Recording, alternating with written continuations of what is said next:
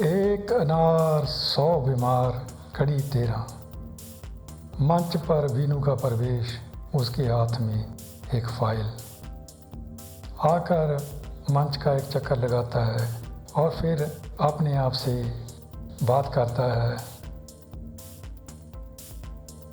कहता है बैठ जाऊं। कहते थे वेट करना बाहर, अगर आपकी सिलेक्शन हो गई तो आपको फ़ोन करेंगे। आपका फ़ोन हमने ले लिया है। तो लगता है बैठने, तभी मंच पर मलिका का प्रवेश। मलिका वीनू को देखकर चौंकने का अभिनय करती है और बोलती है, अरे वीनू जी, आप यहाँ हमारी यूनिवर्सिटी में? अरे मलिका जी, अब तो ये यूनिवर्सिटी हमारी भी होगी। क्या बात, यहाँ एडमिशन लेने की सोच रही हैं? नहीं, बोला वीनू, वो असिस्टेंट प्रोफेसर के लिए इंटरव्यू देने आया था यहाँ। इंटरव्यू हो गई है, अब रिज़ल्ट की वेट के लिए रुका हूँ। ओहो, तो आप यहाँ असिस्टेंट प्रोफेसर लगेंगे? लगता तो ऐसा ही है। वैसे मुझे पक्का यकीन है, जैसे सवाल एक्सपर्ट्स ने मुझे पूछे थे और जैसे जवाब मैंने दिए थे, सुनकर वो एक्सपर्ट्स गदगद हो गए थे। तो क्या सवाल पूछे थे उन्होंने? बहुत से सवाल थे, फिर भी एक टाइम पास के लिए।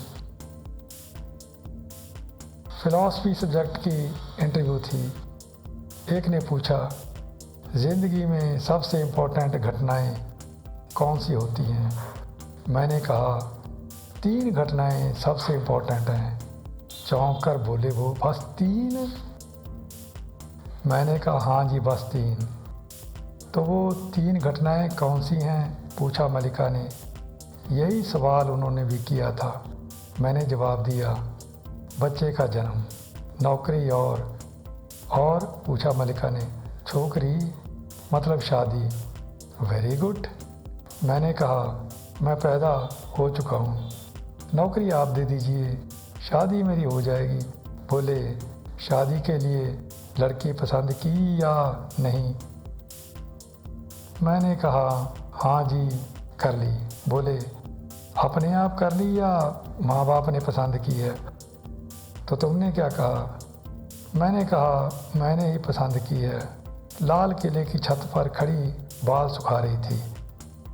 मैंने देखा तो देखते ही पसंद कर ली मैंने। तुमने ये कहा, और क्या? लाल किले पर बाल सुखा रही थी? प्रश्न किया मलिका ने। अपने घर की छत पर बाल नहीं सुखा रही थी आप? तो तुमने मुझे पसंद किया है? लो, आपको मालूम ही नहीं, तुम तो बड़े वो हो। मलिका थोड़ी सी मुस्कुरा कर बोली, वो क्या कहते हैं, मक्खी। मक्खी नहीं, मधुमक्खी कहिए। वो मधुमक्खी जो हलवाई की चाशनी में डूबकर प्राण त्याग दे देती है? ना ना ना ना ना, वो मधुमक्खी जो रंग बिरंगे फूलों पर मंडराती है। और मैं तो एक ही फूल पर मंडराता हूँ। जैसे मधुमक्खी शहद इकट्ठा करती है, वैसे ही मैं भी। तभी वीनू का मोबाइल बजता है। चौंक कर मोबाइल की ओर देखता है, बोलता है मलिका से, अरे लो, उनका ही फ़ोन आ गया, उन इंटरव्यू लेने वालों का। सुनता है फ़ोन पर, सर जी मेरी सिलेक्शन हो गई, thank you sir, thank you sir ji, thank you. यह सुनकर मलिका भी चौंकती है और वीनू की ओर मुड़ती हुई कहती है, कंग्रेचुलेशन प्रोफेसर साहब। कहते हैं अपॉइंटमेंट लेटर लेकर जाइए। तो चलिए चलते हैं, मलिका बोली। और लगता है वो जो अपने घर का रास्ता भूल गए थे ना, अब वो मिल गया। हाँ जी, तो आज आपको पार्टी करेंगे हम, बोला वीनू। नहीं, पार्टी आप नहीं मैं करूँगी।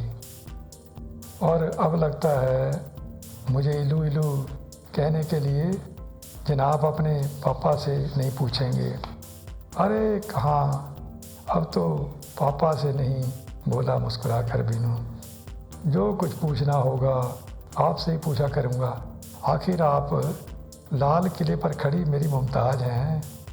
अब तोलेबाजी बंद करो, चलकर अपॉइंटमेंट लेटर लो। तभी मलिका का फ़ोन बजता है। वो एक और होकर फ़ोन सुनती है, बोलती है, अरे पापा, वो मेरा बायोडाटा वो तो मेरे पर्स में ही है, मैं देकर जाती हूँ आपको, आती हूँ अभी आती हूँ। तो आई वीनू के पास, बोली तो चला जाए पार्टी के लिए। हाँ चला जाए, पहले अपॉइंटमेंट लेटर ले लूँ। हाँ वो भी ले लो, तभी पार्टी बनती है। तो कहकर दोनों चले गए विंग में। विंग में से मनोहर लाल का प्रवेश। वो अपना मोबाइल निकालता है और फ़ोन करता है। दूसरे विंग में से दीपा का प्रवेश। दीपा अपने मोबाइल पर, हेलो समधी जी, कैसे फ़ोन किया? मनोहर, समधन जी, आप तो कहती थी आप जब डोर टू डोर कंपेनिंग पर निकलेंगी तो मेरी बेटी को भी साथ लेकर जाया करेंगी, लेकिन आप तो आज अकेले ही निकल गई। अरे समधी जी, पूछिए अपनी बेटी से, बोली दीपा। कितने फ़ोन किए उसको, लेकिन उसने फ़ोन ही नहीं उठाया। लगता है आपकी बेटी को राजनीति में दिलचस्पी ही नहीं। लो जी, कैसी बात करती हैं आप, बचपन से ही उसे राजनीति में पूरा इंटरेस्ट है। स्कूल में थी तो राजनीति के बल पर मॉनिटर बन गई थी क्लास की। कॉलेज में यूथ विंग की एक्टिव मेंबर रही और यूनिवर्सिटी में तो अपनी राजनीति के दम पर यूथ विंग की प्रधान बन गई हैं। कहती थी एक दिन कि पापा देखना, इस देश की प्रधानमंत्री मैं ही बनूंगी।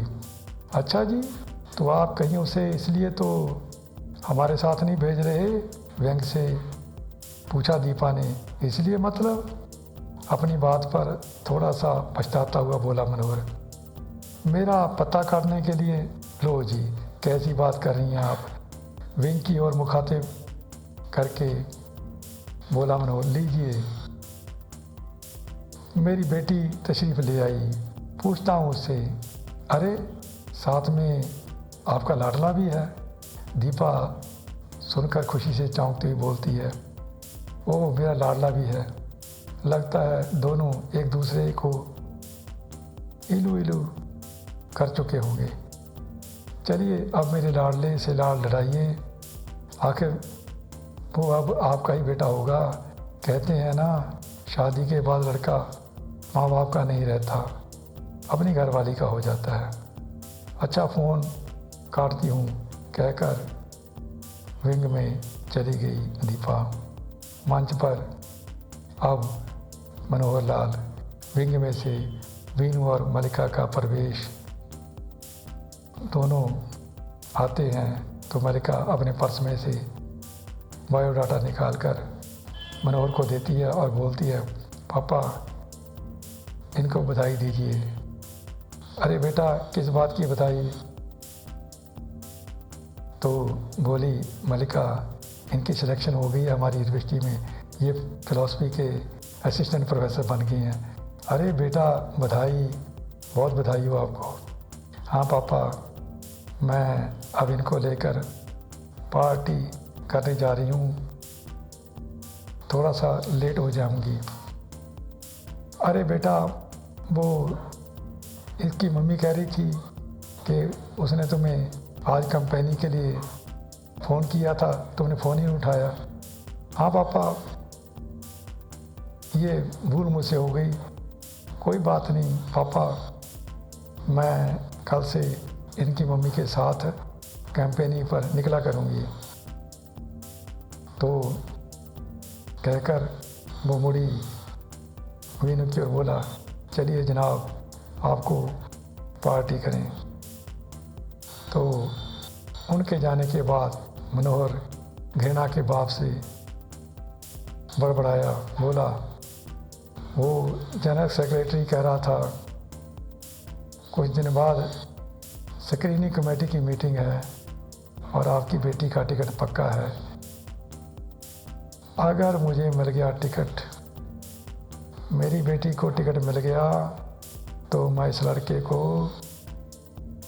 वो कहते हैं ना, दूध में से मक्खी की तरह निकाल कर बाहर फेंकूंगा। यह कहकर तेज़ी से विंग में चला गया मनोहर। इसके साथ ही कड़ी 13 हुई ख़त्म। अंतिम कड़ी कहेंगे कल को, तब तक नमस्कार।